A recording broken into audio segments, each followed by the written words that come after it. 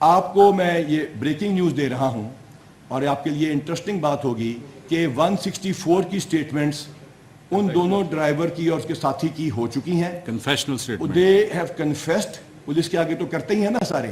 Magistrate کے آگے سوا گھنٹے کے بیان دے کے وہ ہو چکی ہیں. وہ میڈیا میں آج آپ سے شیئر کر لی جائیں گی. دودھ کا دودھ اور پانی کا پانی ہو چکا ہے. اور اس کے بعد اس سے بھی زیادہ انٹرسٹنگ چیز آپ کے لیے یہ ہوگی کہ جج صاحب نے جو اس کے آخر میں لکھا ہے کہ انہوں نے مکمل اس کی تسلی کر لی ہے. ان کی ویڈیو بیانات بھی آپ کو دکھا دیے جائیں گے, لیکن اس سے زیادہ امپورٹنٹ وہ 164 کی سٹیٹمنٹ ہے.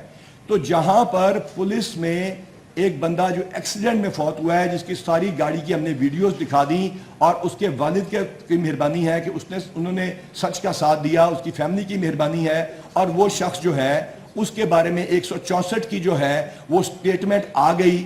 اگر وہ 164 کی سٹیٹمنٹ کے بعد بھی پولیس کے اوپر الزام لگایا جاتا ہے جو ہماری گولی سے خدا نخواستہ کوئی ہلاک ہوتا, تو پھر کیا ہوتا؟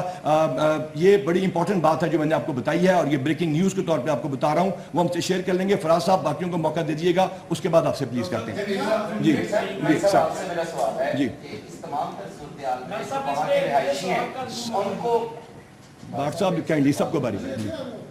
وہاں اس تمام تر میں وہاں کے جو رہائشی ہیں ان کو سب سے زیادہ سفر کرنا پڑ رہا ہے, کیونکہ نہ تو اسکول جا رہے ہیں, نہ کالجز جا رہے ہیں, نہ کہیں اور.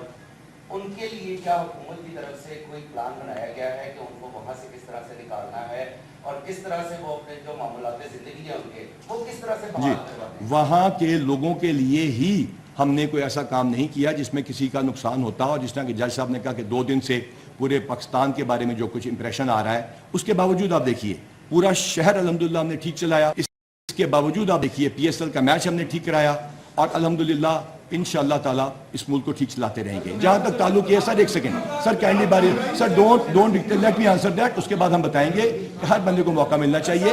آپ یونس بھٹ صاحب آپ سوال پوچھ چکے ہیں, سر آگے جی پلیز.